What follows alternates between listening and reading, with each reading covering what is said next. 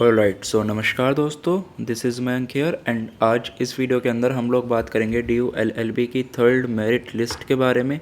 दोस्तों, as such इस list में ज़्यादा बताने के लिए कुछ नहीं है मेरे पास, बिकॉज इस लिस्ट के अंदर जो एडमिशन हुए हैं बच्चों के वो बहुत ही ज़्यादा कम है। I mean very very less.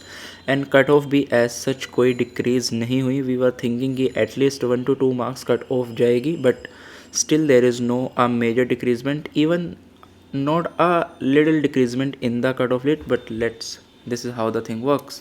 So अब देखते हैं सबसे पहले अनरिजर्व्ड की लिस्ट। सो अनरिजर्व्ड में जो पहले नंबर पर आते हैं वो आते हैं Saksham Haritwal and he is having 258 marks.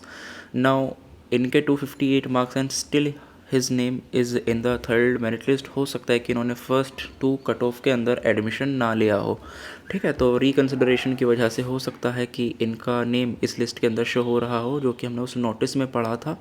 And इसी तरीके से आप लोग देखेंगे तो there are all and all 11 people in the unreserved category.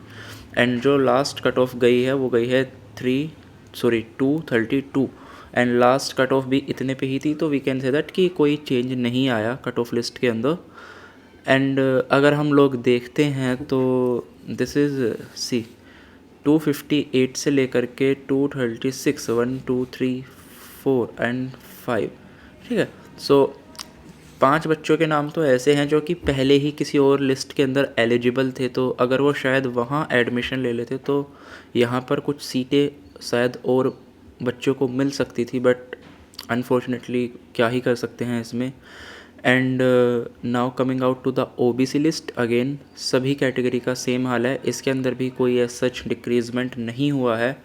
And Mohammad Shajid 244 marks and his name is in the third merit list. तो अब हम लोग देखेंगे अगर OBC की, तो OBC में जो लास्ट मेरिट गई है वो गई है 185 पर। तो अगर हम लोग SC कैटेगरी की बात करते हैं तो SC कैटेगरी के अंदर भी as such there is no major decreasement in the list and there are only 8 peoples admitted in the list. So दोस्तों, मैंने बताया कि मेजर बताने के लिए कुछ नहीं है इस लिस्ट के अंदर। Now you see the ST1 and this is just 4 peoples in the list and the cut off, इनकी कट ऑफ कम चली गई। इनकी जो लास्ट एडमिशन हुआ है SC कैटेगरी में वो हुआ है 91 मार्क्स पे, ठीक है।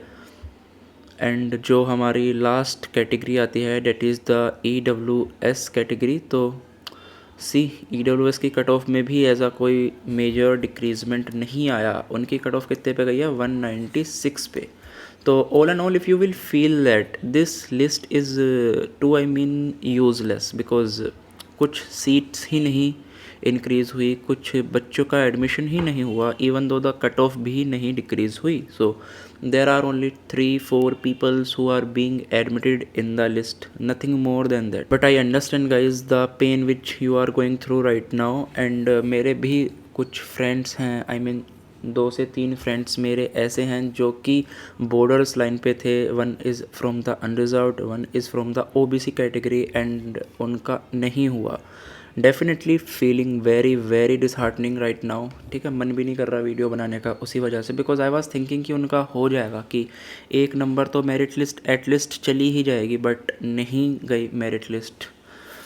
एंड अब आगे होप भी नहीं लगती मेरे को तो कि कुछ मेरिट वगैरह अब आगे आएंगी। तो guys what I can say is कि जो हो गया बुरा हुआ, आई एक्सेप्ट इट, बट अब आपको आगे मूव ऑन करना ही होगा, because now there is no chance of another merit list, ठीक है। तो अब आप क्या कर सकते हैं, आप नेक्स्ट ईयर के लिए अच्छे से प्रिपेयर कर सकते हैं, ठीक है। एंड हताश बिल्कुल मत होइए, आपके पास सिर्फ 4-5 मंथ्स ही हैं, उसके बाद नेक्स्ट एंट्रेंस आ जाएगा एंड होपफुली वो एंट्रेंस टाइम पर भी हो जाएगा। And guys this is the admission schedule.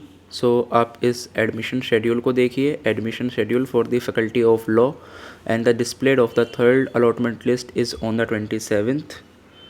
And जो आपको कैंडिडेट को अप्लाई करना होगा वो 27 एंड 28, डेट इज़ कि आज ही के दिन आपको अप्लाई करना होगा, ठीक है। तो 27 एंड 28 एंड टाइम का ज़रूर ध्यान रखें कि आपके पास सिर्फ शाम 5 बजे तक का ही टाइम है। तो आज 5 बजे तक का ही आपके पास टाइम है अप्लाई करने के लिए। तो do not forget to apply. जिनका भी नेम आया है फटाफट से जाइए एंड अप्लाई कर दीजिए। उसके बाद फैकल्टी को जो आपके डॉक्यूमेंट होंगे वो भी 28 दिसंबर रात 12 बजे तक एट एनिया कोस्ट वेरीफाई करने ही होंगे। एंड जो पेमेंट होगा वो 29 को होगा, यानी कि कल। ठीक है, तो कल 1 बजे तक आपके पास पेमेंट करने का ऑप्शन रहेगा। तो सब कुछ बहुत जल्दी होगा, बहुत तेज़ी से होगा। एंड जिस स्पीड से अब काम हो रहा है, तो वी आर थिंकिंग कि जो क्लासेस होंगी वो 10 से पहले ही स्टार्ट हो सकती हैं। ठीक है।